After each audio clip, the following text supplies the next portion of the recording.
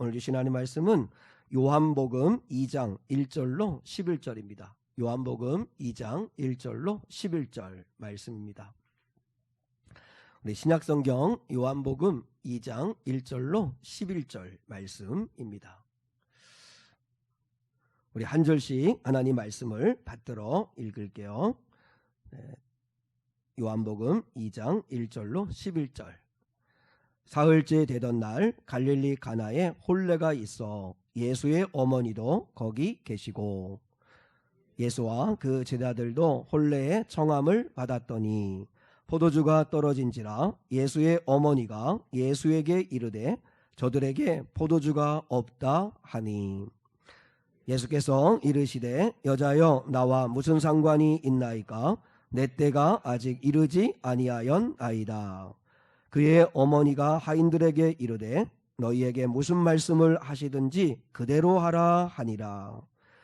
거기에 유대인의 정결 예식을 따라 두세 통 드는 돌 항아리 6이 놓였는지라. 예수께서 그들에게 이르시되 항아리에 물을 채우라 하신즉 아기까지 채우니 이제는 떠서 연회장에게 갖다 주라 하시매 갖다 주었더니 연회장은 물로 된 포도주를 맛보고도 어디서 났는지 알지 못하되 물떠온 하인들은 알더라. 연회장이 신랑을 불러 말하되 사람마다 먼저 좋은 포도주를 내고 취한 후에 낮은 것을 내거늘 그대는 지금까지 좋은 포도주를 두었도다 하니라. 11절은 같이요. 예수께서 이 첫 표적을 갈릴리 가나에서 행하여 그의 영광을 나타내심에 제 아들이 그를 믿으니라. 아멘. 아멘. 제가 하나 그 교회 소식을 빠뜨렸네요.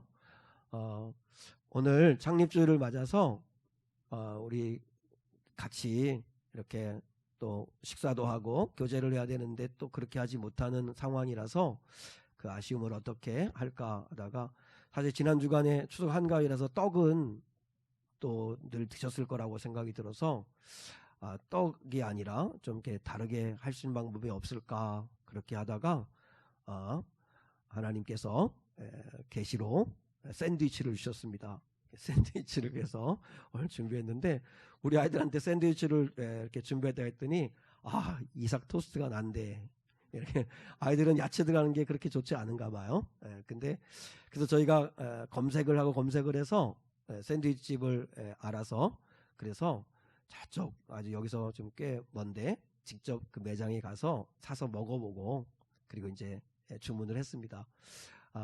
한 끼 식사가 될 수 있을 것 같아요. 그래서 여러분 같이 식사를 못하는 그 아쉬움을 좀 달래는 마음으로 이렇게 샌드위치를 오늘 샌드위치를 맛있게 드시면 좋겠고 야채가 정 싫으면 빼놓고 이렇게 드시면 좋겠습니다.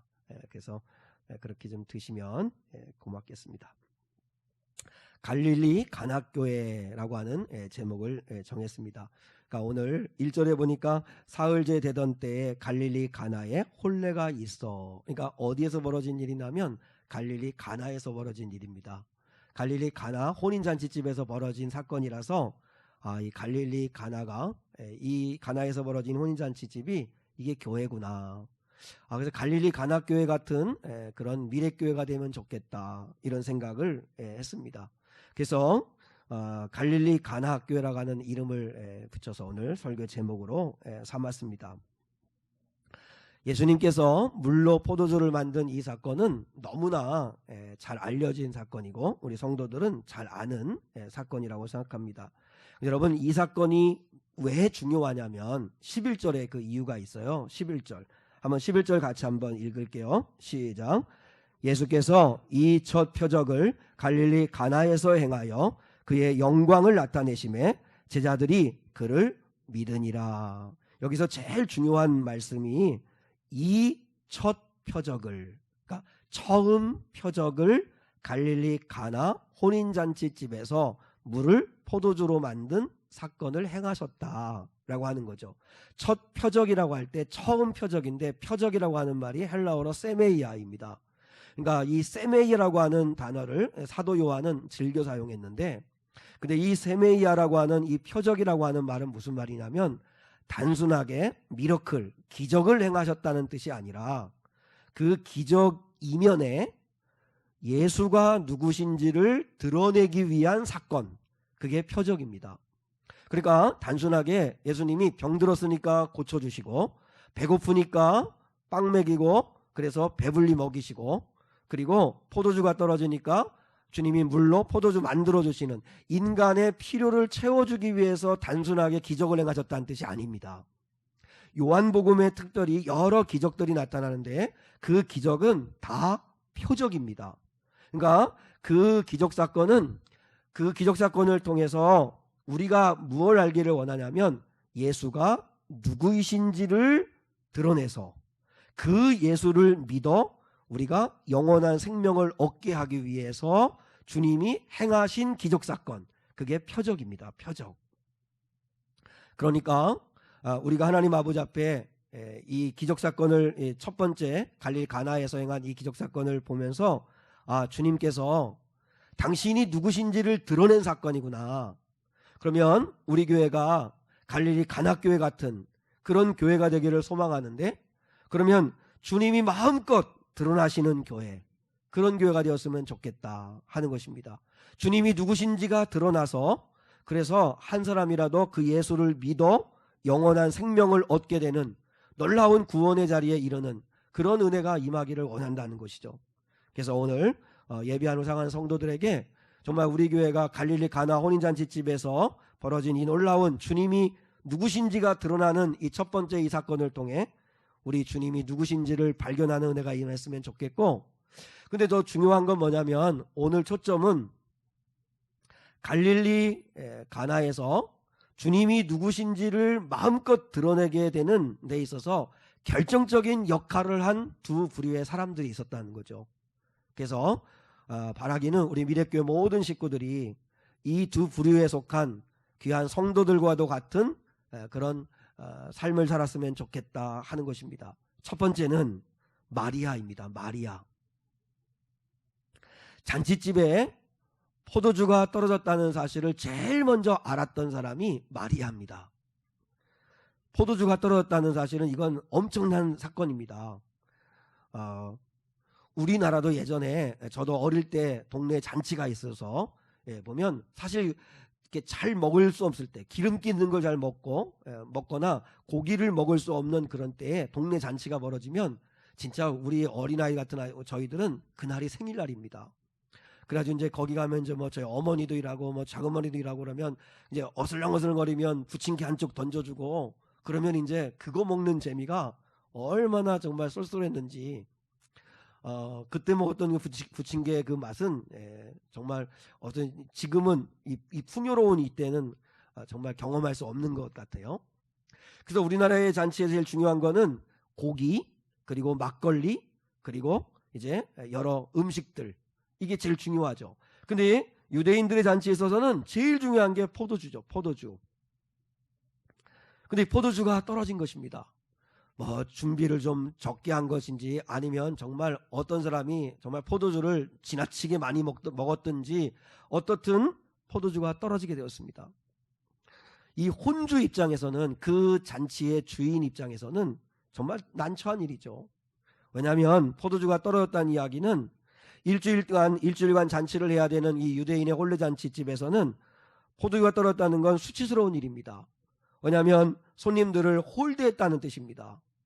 그래서 손님들을 홀대한 치욕적인 사건이면서 망신스러운 일이었기 때문에 두고두고 원망을 들을 만한 일입니다. 그러니까 혼주 입장에서는 얼마나 난처하고 힘들겠어요. 근데 그걸 마리아가 제일 먼저 알았어요. 포도주가 없다는 사실을 알았어요. 근데 마리아는 참 믿음의 여인임에도 불구하고 인격적으로도 성숙한 분인 것 같아요. 그러니까 하나님이 마리아의 몸을 통해 예수 그리스도를 낳게 하셨겠죠. 그래서 마리아는 포도가 떨었다는 이야기를 듣고 판단하지 않습니다. 아니 도대체 잔치를 어떻게 준비한 거야? 어떻게 포도주가 떨어지도록 만들어? 이러면서 판단하고 하지 않고 함께 염려하고 함께 그 문제를 풀려고 애를 씁니다. 그 잔치집에 마리아가 유일하게 주님이 누구신지를 알았던 사람입니다. 보세요.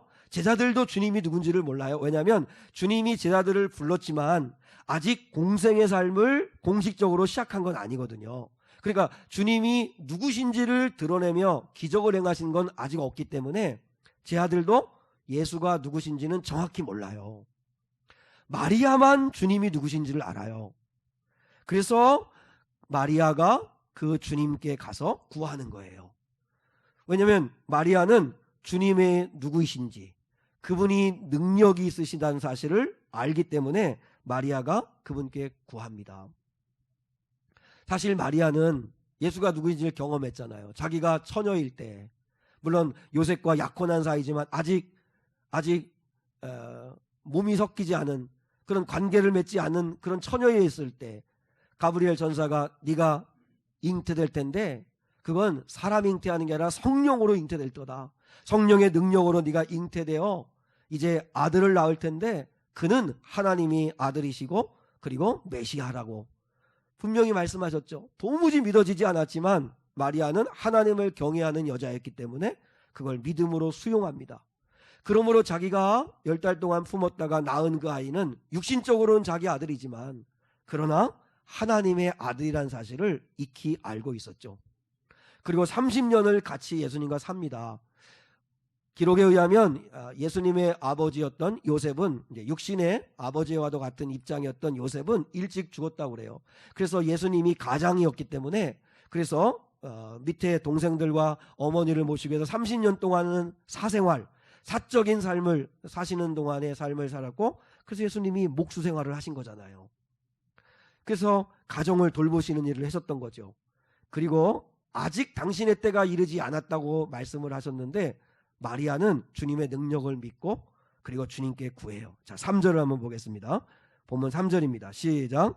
포도주가 떨어진지라 예수의 어머니가 예수에게 이르되 저들에게 포도주가 없다 하니. 자, 예수님에게 뭐라고 이야기합니까? 저들에게 포도주가 없다. 포도주가 떨어졌다. 사실 주님께 뭐 압력을 강하는 것도 아니고 그리고 아예 드러내놓고 포도주 만들어 달라 이렇게 말하는 게 아닙니다. 그러니까 주님께 그냥 우리의 어떤 형편을 그냥 아뢰는 겁니다. 포도주가 없다. 포도주가 없다. 라는 사실을 아뢰입니다. 왜 주님의 인격과 주님의 능력을 믿기에 주님께 맡기는 거죠. 기도 속에도 주님께 맡김이 있는 거죠. 이렇게 달라 저렇게 달라 내가 답을 정해놓고 주님께 요구하는 게 아니고 주님께 상황을 아뢰입니다. 그러면 주님이 가장 좋은 걸 주실 거라는 걸 마리아는 믿는 거죠. 우리들이요 인생을 살아가면서 우리 여기 젊은이들 우리 청년들도 많고 또 우리 성도들도 계시는데 인생의 문제를 풀어가는 해결의 실마리를 저는 주님을 신뢰하는 데서부터 시작할 수 있기를 축복합니다. 앞으로 살다 보면 어려운 일 인생의 문제들 많이 만납니다. 근데 문제를 만날 때 마리아처럼 주님이 누구신지를 알고 그 주님께 내 삶을 맡기고 아뢰는 그런 성도들 될 수 있기를 주님의 이름으로 축복합니다. 여러분 주님은 지금 그 갈릴리 가나에서는 주님이 오셔야만 거기 계셨지만 지금은 성령으로 우리와 함께하고 계십니다. 그렇기 때문에 그 주님의 나와 함께 하심을 신뢰하고 그 주님의 능력을 믿고 능히 주님은 내 삶을 바꾸실 수 있는 분이라는 사실을 믿고 그분께 아뢰 때 그분은 우리 삶에 기적을 베풀어 주실 줄 믿습니다. 마리아는 주님을 알았고 그리고 주님의 능력을 신뢰했고 그 주님께 구하였다는 거죠. 또 하나 마리아가 한 일이 뭐냐면 하인들에게 단단히 일러두었다는 것입니다. 자, 4절을 한번 봐요. 4절 본문 4절입니다. 시작. 예수께서 이르시되 여자여 나와 무슨 상관이 있나이까 내 때가 아직 이르지 아니하였나이다. 자, 우리가 주님의 입장에서 오늘 말씀을 묵상하는 게 아니라서 제 4절의 의미를 깊이 묵상하지는 않을게요. 근데 우리나라 말 어감으로 보면 주님이 좀 너무 좀 이렇게 뭐랄까 아무리 그래도 주님이 뭐 하나님이시고 뭐 하나님의 아들이시기도 하지만 그냥 육신적으로 어머니인데 여자여 나와 무슨 상관이 있나이까 내 때가 아직 이르지 아니하였나이다 이러면서 너무 박정하게 말씀하신 것 같은 그런 느낌이 드는데 이건 여러분 정중하게 거절하시는 거죠. 정중하게 거절하시는 말입니다. 근데 놀라운 건 뭐냐면 주님은 거절하시는 것처럼 말씀하셨는데 마리아는 여전히 기대하고 있습니다. 그래서 하인들에게 5절에서 특별히 부탁을 하는 거죠. 이렇게 부탁을 합니다. 5절입니다. 시작. 그의 어머니가 하인들에게 이르되 너희에게 무슨 말씀을 하시든지 그대로 하라 하니라. 마리아가 하인들에게 뭐라고 이야기하죠? 무슨 말씀을 하시든지 그대로 해라. 저 예수가 무슨 말을 하든지 무슨 말씀을 하시든지 그대로 해라. 저는 여기서 하나 우리 성도들에게 도전하고 싶은 게 뭐냐면 우리 교회가 갈릴리 간악교회처럼 주님이 마음껏 드러나시고 일하시는 그런 교회가 돼야 되는데 그러려면 마리아와 같은 믿고 구하는 자가 있어야 되고 또 마리아와 같은 이런 어른이 있어야 한다는 거죠. 보세요 여러분. 마리아는 오늘 하인들한테 뭐라고 이야기하는 거예요? 무슨 말씀을 하시든지 그대로 순종해봐라 라고 하는 이야기를 하는 거 아니에요? 저는 우리 장로님들, 우리 권사님들, 또 목사인 저나 우리 집사님들이 이런 어른들이 되었으면 좋겠습니다. 우리 다음 세대인 우리 아이들에게 영적으로 길을 보여주고 충고해 줄 수 있는 한번 기도해봐. 한번 주님 말씀에 한번 순종해봐. 한번 이렇게 해봐. 이렇게 영적으로 조언해 줄 수 있는 그런 마리아 같은 어른이 있어야 된다는 거죠. 교회 공동체 안에는. 사실 마리아가 모든 걸 진두지휘하고 있어요. 그럼에도 불구하고 이 마리아의 이런 중요한 역할을 통해서 주님이 드러나시고 주님이 일하시게 되었다는 거죠. 그래서 우리에게 소망이 있으면 좋겠습니다. 주님, 저도 정말 존경받을 수 있는 그런 믿음의 어른이 한번 되어보고 싶습니다. 그러니까 목사인 제가 우리 사는 성도들에게 성도님 또 우리 청년들에게 우리 한번 주님의 말씀, 주님이 뭐라고 말씀하든지 이 말씀대로 한번 네가 한번 해봐. 그렇게 한번 순종해봐. 이렇게 영적으로 조언할 수 있는 그런 영적인 권위가 있었으면 좋겠어요. 또 우리 사랑하는 성도들은 그렇게 수용할 수 있는 그런 하인들 같은 순종하는 마음들이 있었으면 좋겠어요. 보세요. 다윗에게는요 영적인 스승인 사무엘이 있어요. 사무엘이 영적인 스승이고 아버지 같은 존재죠. 다윗을 불러서 그게 사명을 주고 세우고 기름 부은 자 아니에요? 다윗의 인생 가운데 다윗이 정말 힘들고 고통스럽고 괴롭고 어려울 때요 다윗은 공동체를 통해서 위로를 받아요. 특히 다윗의 인생에서도 가장 중요한 두 공동체가 있어요. 하나는 라마 나요시라는 공동체가 있고 하나는 아둘람 공동체가 있어요. 저는 다윗을 이렇게 잠깐 묵상하면서 우리 교회도 공동체인데 우리 사랑하는 성도들에게 우리 미래교회라는 공동체가 다윗에게 위로와 힘을 주었던 것처럼 우리 교회도 그런 교회였으면 좋겠다. 미래교회를 통해서 오히려 상처받는 교회, 오히려 마음 상하는 교회가 아니라 위로받고 힘을 얻고 다시 일어나고 믿음이 세워지는 그런 위로가 되는 공동체가 되었으면 좋겠다 하는 정말 소망이 생기더라고요. 보세요. 사무엘의 고향이 라마거든요. 근데 사무엘이 이제는 현직에서 물러나서 이제 고향에 돌아가서 이제 후배들을 양성하는데 그래서 거기서 공동체 나요시 기숙사라는 뜻이거든요. 나마라요시라고 하는 선지학교를 세웁니다. 근데 다윗이 너무 사울이 자기를 죽이려고 계속 쫓아다니죠. 하루밤도 다리 뻗고 편안하게 잘 여유가 없죠. 너무나 힘드니까 이제 쉼을 갖고 싶은 마음에서 라마 나요스로 도망쳐 옵니다. 근데 놀라운 건 거기서 다윗이 성령 받고 위로받고 새 힘을 얻습니다. 사울이 보낸 군사들이 다윗 잡으려고 라마 나요스에 오면 하나님이 지켜주세요. 성령이 임해가지고 군사들이 은혜 받고 돌아가요. 하나님이 당신의 백성인 다윗을 지키시는 거죠.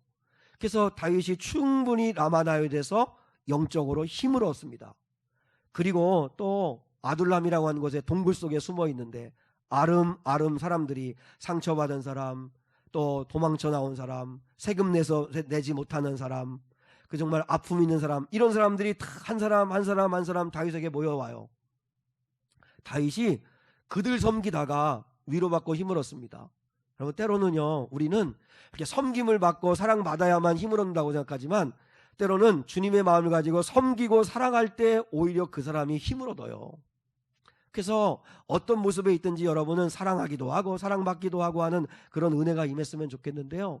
제가 하고 싶은 이야기는 뭐냐면 다윗은 공동체를 통해서 위로를 받아요. 저는 우리 미래교회가 그런 교회가 되었으면 좋겠어요. 미래교회 때문에 상처받고 다시 두 번 다시 나 교회 안 나갈 거야, 그런 교회가 되지 않고 우리 교회에서 상한 마음으로 오고 어떤 힘든 일 때문에도 오고 해도 서로 기도해주고 서로 위로해주고 서로 사랑해주고 내일처럼 관심 가져주고 하는 그런 아름다운 공동체가 될 수 있기를 주님의 이름으로 소망합니다. 여러분, 다윗에게는 사무엘과도 같은 어른이 있었어요. 보세요. 룻에게는 시어머니 나오미가 있었어요. 믿음의 어머니가 있었어요. 또 에스더에게는 삼촌 모르드게가 있었어요. 유다인들이 다 죽을 위기에 처했을 때 그때 모르드게가 에스더에게 뭐라고 추상같이 혼을 냅니까? 뭐라고 합니까? 네가 왕후의 자리를 얻은 것이 이때를 위함이 아닌지 누가 알겠느냐? 너 왕후의 자리에 오른 거 성공한 거지? 성공에 취해가지고 사명 감당하지 못하면 무슨 의미가 있어? 중요한 거죠. 우리도 사랑하는 성도들도 우리 청년들도 성공하는 게 중요한 게 아니라 왕후의 자리에 성공하는 자리에 있는 게 중요한 게 아니라 왕후의 자리에 성공해서 무슨 사명 감당했느냐 이거예요. 무슨 사명 감당했냐. 모르드게가 혼을 내요. 네가 왕후의 자리를 얻은 게 이때를 위함이 아니냐. 근데 왕후의 자리에 있으면서 그리고 등 따시고 배부르고 성공했다는 거에 취해 있고 사명 감당하지 못하면 어떻게 되겠느냐? 하나님의 심판받지 않겠느냐? 혼을 냅니다. 근데 에스더가 모르드게 삼촌의 말을 듣고 죽으면 죽으리라 하고 믿음으로 나가잖아요. 어른이 필요하죠. 어른이. 또 솔로몬에게는 다윗이 필요합니다. 아버지 다윗이 죽을 때 유언합니다. 아들 솔로몬에게 왕위를 물려주면서 뭐라고 유언한 줄 아세요? 하나님만을 경외해라. 하나님 잘 섬겨라. 아버지는 하나님만 섬기고 하나님의 은혜로 여기까지 왔다. 하나님 잘 섬겨라. 말씀에 순종해라. 솔로몬이 곁길을 나가기도 했지만 아버지 다윗은 아들 솔로몬에게 그 유언 남기고 떠납니다. 디모데에게는 영적인 아버지 사도 바울 같은 사람이 있습니다. 저는 우리 교회에도 마리아 같은 다음 세대에게 길이 되어주는 이런 어른들이 세워지는 은혜가 있었으면 좋겠습니다. 목사인 저도 우리 장로님들도 우리 권사님들도 다음 세대 젊은 아이들에게 길이 되어주고 빛이 되어주고 이렇게 해봐. 마리아처럼 무슨 말씀을 하든지 그대로 해. 순종해봐. 나도 같이 기도할 테니까 힘을 내. 이렇게 세워줄 수 있는 선한 영향력을 끼치는 성도들이 될 수 있기를 주님의 이름으로 축복합니다. 두 번째는 물동은 하인들입니다.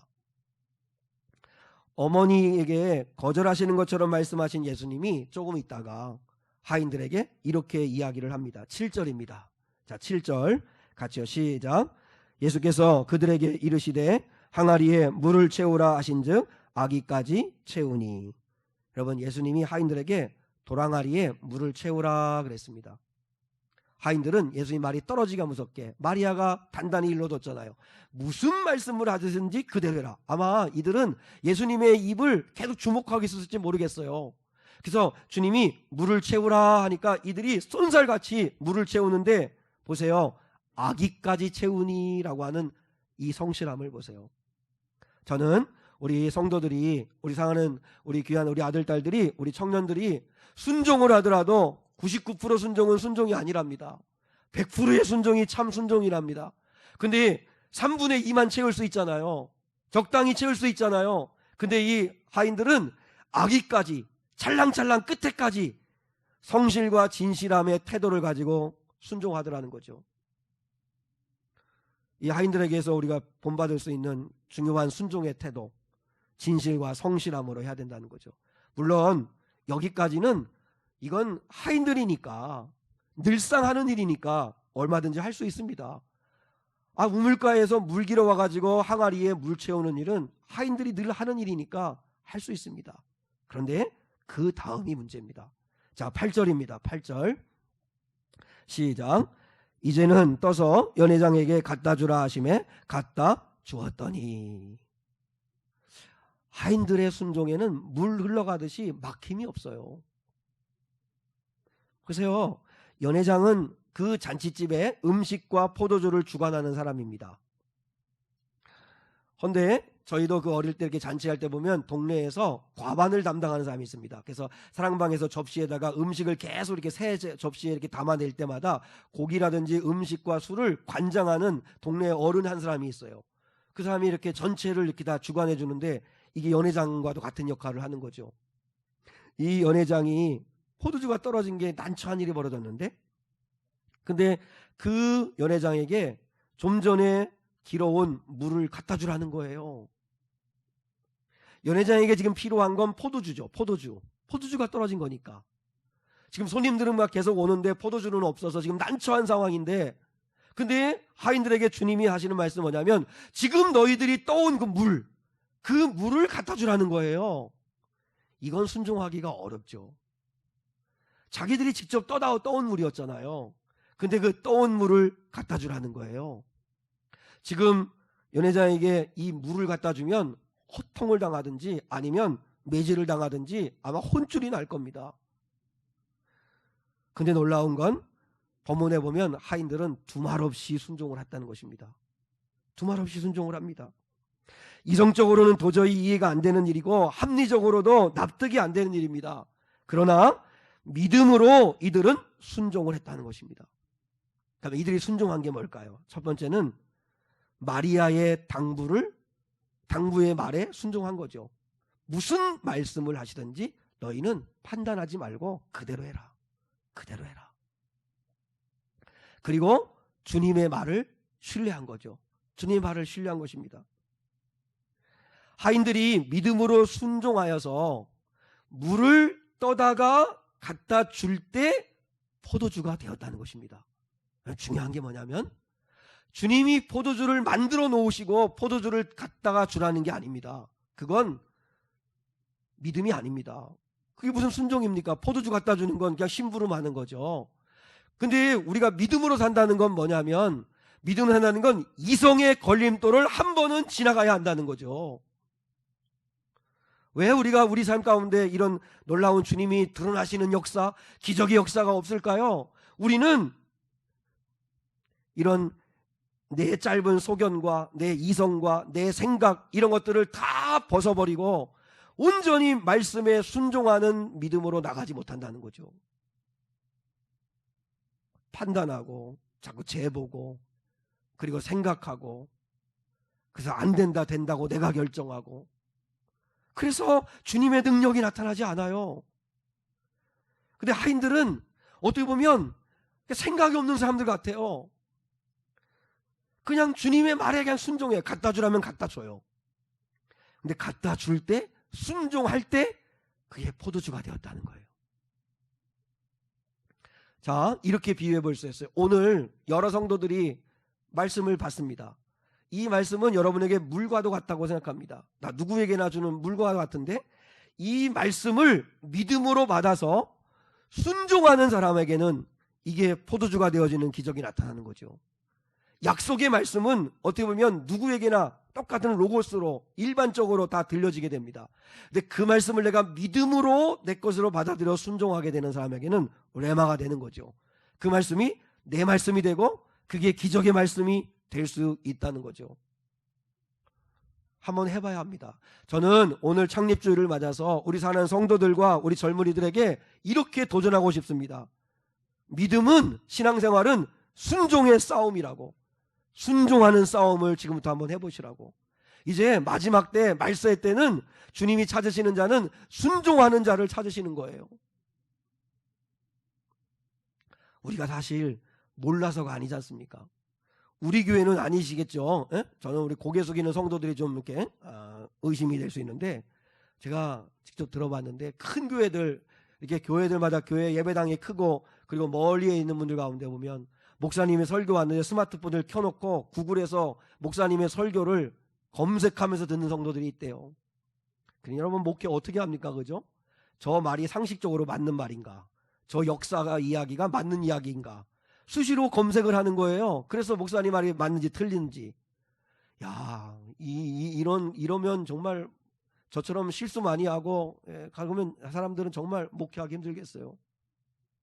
보세요. 오늘날에는 유튜브에 설교가 넘칩니다. 내가 관심이 없어서 안 들어서 그렇지 설교 넘치고, 구글에서 검색만 하면 성경에 나오는 용어들, 의미들 충분히 검색해서 의미 다 할 수 있습니다.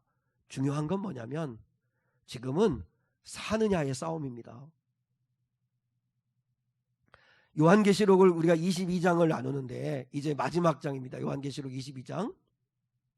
요한계시록 22장을 나누는데, 자, 우리 젊은이들 우리 앞에 봐요. 네? 앞에 목사님을 좀 봐요. 진유왕. 요한계시록 22장까지 왔는데요. 이제 원래는 오늘 진도대로는 오늘 그 말씀을 나눠야 되는데 다음 주일날 나누는데, 이렇게 뭐라죠? 이렇게 드라마나 영화들을 미리 이렇게 결론을 얘기해 주는 걸 뭐라고 하는 거죠? 네? 스포? 뭐 이렇게 미리 이렇게 김 빠지게 얘기하는 걸 뭐라고 하는 거죠? 네? 스포. 네? 스포 한다고 그래? 아, 스포 한다고 그래? 네. 그러니까 다음 주 설교로 스포 하는 거예요. 네? 네. 이게 다음 주에 오지 말아야지. 그러면 안 되고 또. 요한계시록 1장에 보면 이 예언의 말씀을 읽는 자와 듣는 자들과 지키는 자들이 복이 있다 이렇게 말씀했어요. 근데 저는 놀라운 게 뭐냐면 요한계시록 22장은 천국 이야기인데 21장과 22장은 천국 이야기를 하는데 천국을 믿는 성도들에게 주님이 행동 지침으로 주는 건 말씀에 대한 이야기인데, 요한계시록 22장에서도 똑같은 복 있는 자가 나오는데 거기서는 말씀을 지키는 자는 이라고 하는 한 조건만 얘기해요. 1장에서는 읽는 자, 듣는 자, 지키는 자가 복이 있다고 했는데 22장에 와서는 지키는 자가 복이 있다고만 이야기하셨어요. 왜 그러실까? 이제 말세에는 더 이상 알 것 없다. 더 이상의 지식, 더 이상의 공부가 아니라 아는 만큼 이제는 사는 자가 복이 있다는 말씀을 하시는 거죠. 그러니까 지금은 사는 싸움이에요. 사는 싸움. 얼마나 알아요? 얼마나 많이 잘 알아요? 정말 구글에서 다 알려줘요. 상식, 지식 검색만 하면 다 할 수 있어요. 설교는 여러분 우리 교회 아니더라도 여러분이 얼마든지 들을 수 있어요. 요한복음 2장만 검색하면 그 관련된 설교가 주르륵 나와요. 근데 중요한 건 뭐예요? 사느냐의 싸움이에요. 순종하는 거. 이제는 순종해 봐야 돼요. 순종해야 기적이 나타나요. 우리는 생각이 너무 많아요. 너무 내 짧은 소견과 이성으로 판단하고, 그래서 파스칼이 뭐라고 했어요? 신앙생활은 네 이성을 십자가에 못 박아버리는 거다. 내 이성을 십자가에 못 박지 않고는 순종할 수 없습니다. 성경 말씀은 창세기 1장부터 요한계시록 22장까지 안 믿어지는 거 투성입니다. 어떻게 오병이어로 1만 명을 먹입니까? 어떻게 물이 포도주가 됩니까? 이게 말이 되는 거겠어요? 근데 저는 믿어지는 건 하나님을 믿는 거예요. 아이, 천지만물을 있게 하신 그 하나님이 마음 먹으면 뭐는 못하실 수 있겠나? 능히 하실 수 있다는 하나님의 능력을 믿어요. 우리 사랑 성도들도 믿을 수 있기를 축복해요. 우리의 짧은 소견으로 판단하고 안 돼, 이거는 이렇다 저렇다 그렇게 하지 말고 이성을 십자가에 못 박아버리시고 한번 순종해 보세요. 그때 기적이 나타나는 거예요. 어찌 보면 순종의 삶은 미친 짓이에요. 제정신이 아닐 수 있어요. 아닌 것처럼 보일 수 있어요. 그러나 약속의 말씀을, 이게 하나님의 약속의 말씀이라면 그 말씀을 믿고 순종할 때 우리에게 놀라운 기적이 나타날 줄 믿습니다. 이 물떠온 하인들이 정말 부러운 게 뭔지 알아요? 이들은 비밀을 알았다는 것입니다. 자, 9절을 보겠습니다. 9절입니다. 시작. 연회장은 물로 된 포도주를 맛보고도 어디서 났는지 알지 못하되 물떠온 하인들은 알더라. 두 부류의 사람들이 나오죠. 두 부류의 수가 나와요. 대조하고 있어요. 연회장은 물로 된 포도주를 맛보았지만 어디서 났는지 알지 못하되, 알지 못하는 사람이 있고, 그러나 물떠온 하인들은 뭐하더라? 알더라. 알았어요. 비밀을 알았어요. 이 포도주가 어디서 났는지. 다시 말하면 신앙생활을 하는 교인들은 두 종류입니다. 저는 우리 모든 오늘 이 2부 예배 참여한 성도들이 저는 물떠온 하인들 같이 아는 사람들이 되었으면 좋겠습니다. 연회장과 손님들은 앉아서 맛있는 극상품 포도주, 주님이 만들어주신 그 맛있는 포도주를 앉아서 뱉어드리면서 편안하게 대접받으며 마셨지만 그들은 몰랐어요. 이게 어디서 났는지를 몰랐어요. 주님이 하셨다는 걸 몰랐어요. 주님의 살아계심을 경험 못했어요. 근데 물동원 아이들은 앉아서 마실 여유가 없어요. 섬겨야 되는 사람들이니까. 근데도 불구하고 그들은 비밀을 알았어요. 주님을 알았어요. 이게 주님이 하셨다는 걸 알았어요. 오늘 우리 예배합니다. 우리 사랑하는 성도들 가운데 하나님이 하셨다는 걸 아는 사람들이 있고, 우연이지 뭐 운이 좋았어, 아유 이번에는 어떤 분이 좀 도와줘가지고 잘 됐네, 이렇게 아는 사람들이 있습니다. 하나님이 주시지 않으면, 다윗 보세요. 다윗은 시편에서 이렇게 합니다. 하나님이 주시지 않으면 나는 아무것도 받을 수 없다는 주권을 압니다. 그래서 내가 왕이 된 것도, 내가 왕위의 자리에서 내가 쫓겨난 것도, 다시 왕위의 자리에 오르는 것도 다 하나님이 주셔야 된다는 걸 압니다. 다윗은 알았습니다. 하나님을. 그리고 요셉을 보세요. 창세기 50장에 보면 형들에게 이렇게 얘기합니다. 정말 미운, 자기를 죽이려고 했던 형들인데 형들에게 이렇게 이야기합니다. 나를 애굽에 팔았다는 것으로 형들 걱정하지 마십시오. 내가 원한 갚을 거라고 생각하지 마십시오. 두려워하지 마십시오. 당신들은 나를 해하려고 하였지만 주어가 뭔지 아세요? 하나님은 그것을 선으로 바꾸셔서 나를 당신들보다 먼저 하나님이 애굽에 보내셨습니다. 그러니 걱정하지 마십시오. 저는 놀라운 사실을 하나 깨달았는데요. 하나님이 하셨다는 걸 알면 용서가 되는 것 같아요. 제가 이렇게 지금까지 살아오면서, 여러 성도들도 마찬가지, 살아오면서 나한테 아픔 준 사람, 나를 힘들게 한 사람 가만히 보면 용서도 안 되고 정말 힘든데, 근데 지나고 와서 지금 있는 이 자리에서 하나님이 하셨다는 은혜를 알게 되면 그 사람이 그냥 용서가 되더라고요. 그도 다 과정인 거니까, 과정 속에 필요했던 악역이었었던 거니까. 그래서 그게 다 이해가 되면 용서가 돼요. 오늘 요셉은 알았어요.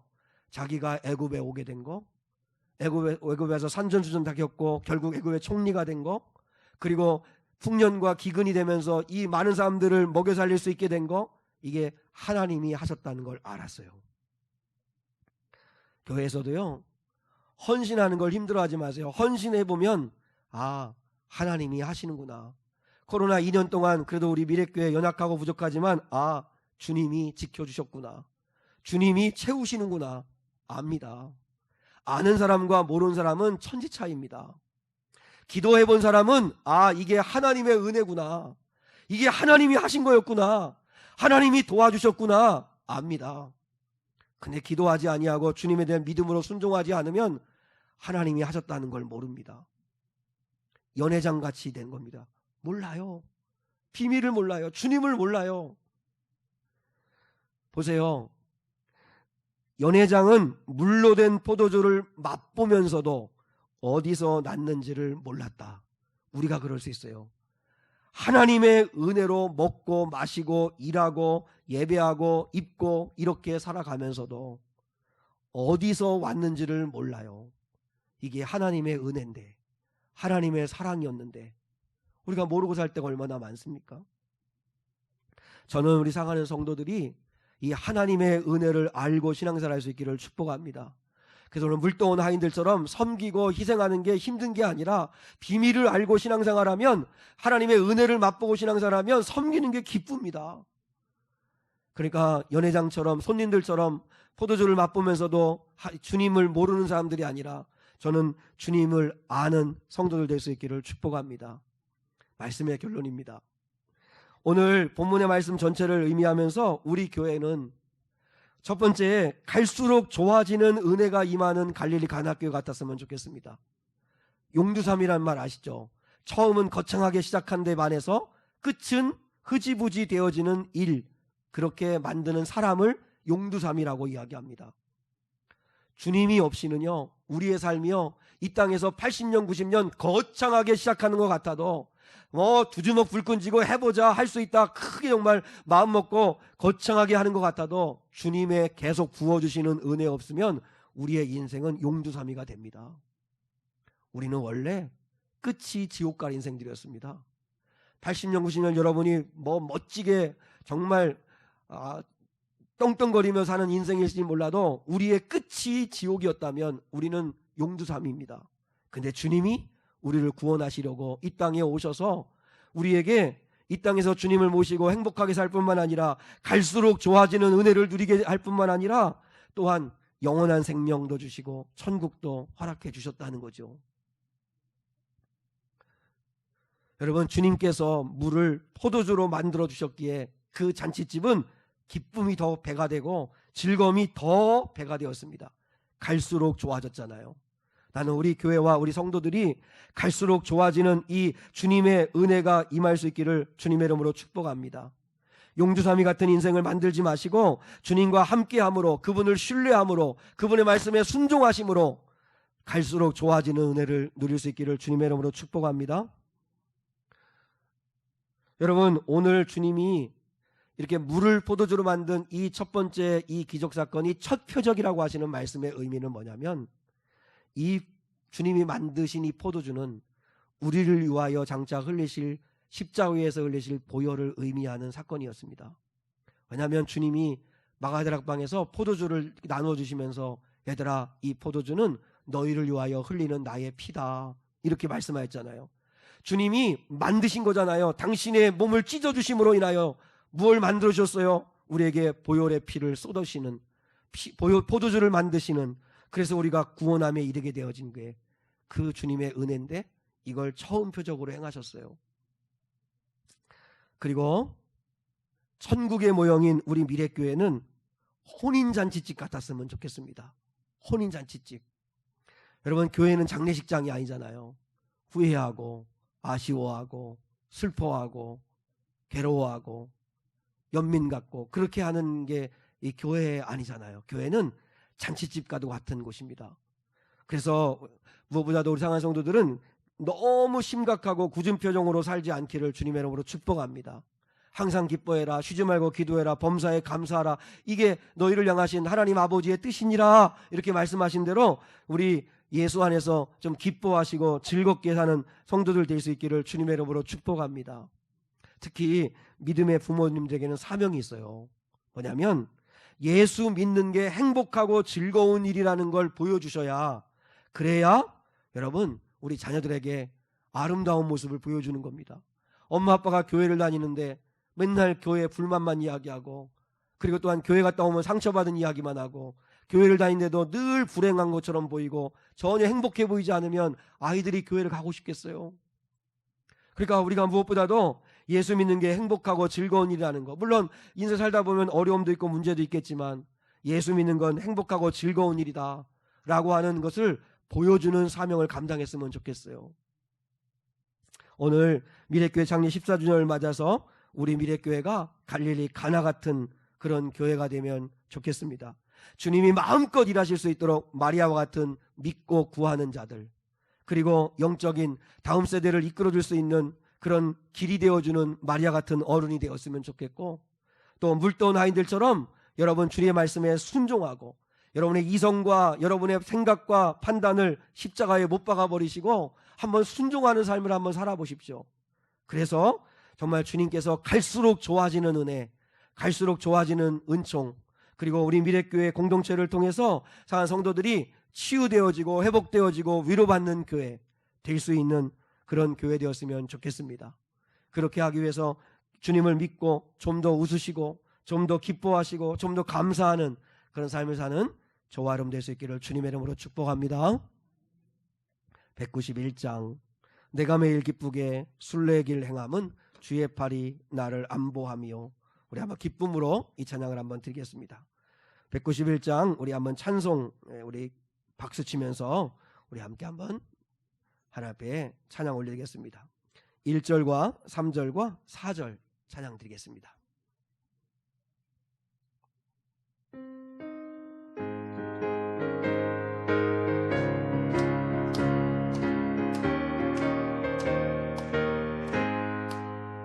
내가 매일 기쁘게 순례길 행함은 주의 팔이 나를 안보함이요. 내가 주의 큰 복을 받는 참된 비결은 주의 영이 함께하리라. 성령이 계시네. 할렐루야. 함께하시네. 좁은 길을 걸으며 밤낮 기뻐하는 것 주의 영이 함께하리라. 나와 동행하시고 모든 염려하시니 난 햇빛새와 같이 기쁘다. 내가 기쁜 마음으로 주의 뜻을 행함은 주의 영이 함께하리라. 성령이 계시네. 할렐루야. 함께하시네. 좁은 길을 걸으며 밤낮 기뻐하는 것 주의 영이 함께하리라. 잠깐만요. 나와 동행하시고 모든 염려하시니 나는 숲의 새와 같이 기쁘다 그랬는데 제일 밑에 끝줄 우리 사랑하는 귀한 청년들 무섭습니다. 자, 이렇게 얼굴 좀 펴고 이렇게 좀 이렇게 박수를 뭐 위에까지는 내 손을 알린 건 좋아. 의자 밑으로라도 이렇게 협조 좀 해주세요. 이렇게 얼굴 피고 우리 4절 한 절만 같이 한번 기쁜 마음으로 우리 찬양 드리겠습니다. 세상 모든 욕망과 나의 모든 정욕은 십자가에 이미 못을 박았네. 어두운 밤이 지나고 무거운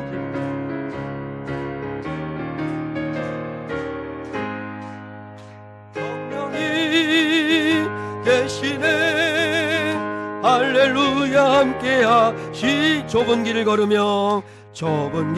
걸으며 밤낮 기뻐하는 것 주의 영이 함께하니. 한 번 더 하겠습니다. 주님이 계시네. 주님이 계시네. 할렐루야. 함께하시네. 좁은 길을 걸으며 밤낮 기뻐하는 것 주의 영이 함께하리라. 하나님 아버지 감사합니다. 2007년 9월 30일 하나님 아버지 새 가정이 이곳에 모여서 청주 미래교회가 시작이 되었습니다. 아버지 지난 14년 동안 하나님 아버지께서 저희의 부족함과 연약함에도 불구하고 많은 은혜를 베풀어 주셔서 산 성도들을 보내주시고 또한 지금까지 이끌어 주심을 진심으로 감사드리고 하나님께 찬양을 올려드립니다. 모든 영광은 하나님 홀로 받아 주시옵소서. 주님께서 우리 미래교회를 통해 갈릴리 가나교회처럼 더 마음껏 드러나시고 일하셔야 되는데 저희가 마리아처럼 믿고 구하고 또한 아버지하며 물떠온 아이들처럼 순종하여 그리스도가 살아계심을 하나님이 살아있음을 그 비밀을 알고 신앙생활하며 순종해야 될 텐데 그러지 못한 연약한 부분을 용서해 주시옵소서. 다시 한번 오늘 말씀을 접하며 나의 부족한 부분이 어떤 부분인가를 깨닫고 믿고 순종하며 나아가는 거룩한 성도들이 되게 하여 주시옵소서. 마리아 같은 어른들이 세워지게 하시고 물떠온 아이들같이 순종하는 거룩한 성도들이 되어 주님이 마음껏 드러나시는 역사하시는 교회가 되고 싶습니다. 주님 역사하여 주시옵소서. 그리고 이 자리에 함께 앉아서 자리를 채우며 교회를 섬기는 성도들을 축복하시고 너무나 귀한 종들입니다. 하나님께서 기억하여 주시고 은혜 위에 은혜를 더하여 주시옵소서. 아버지께서 또한 귀한 창립주일을 맞아 특별히 아버지 앞에 귀한 예물을 드린 손길마다 복 주시옵소서. 선교하는 마음, 돕고자 하는 마음을 담아 또한 예물 드린 손길마다 복 주시고 또한 11조와 주일원금과 각기 또한 주님이여 목적에 따라 드린 예물마다 하나님이 사연을 하시고 주님께서 갚아 주시옵소서. 믿음이 연약하고 형편이 어려워 드리지 못한 손길에 복 주셔서 주님께 마음껏 드릴 수 있는 은혜를 베풀어 주시옵소서. 주님 우리 귀한 성도들을 축복하시고 하나님 아버지께서 역사해 주시기를 원하며 특별히 우리 사랑하는 귀한 이부예배 참여한 우리 사랑하는 청년들, 우리 귀한 아버지 중고등부 우리 아이들 하나님 아버지께서 축복하시고 3층에서 예배드리는 우리 사랑하는 아동부 아이들도 동일한 은혜와 은총을 더하여 주시옵소서. 우리 아이들이 정말 주여 물도온 아이들처럼 비밀을 알고 주님을 알고 신앙생활하는 거룩한 아이들 되게 하옵소서.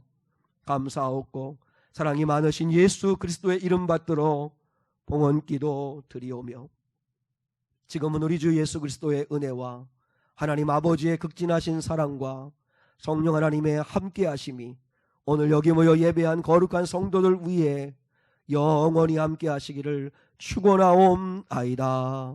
아멘.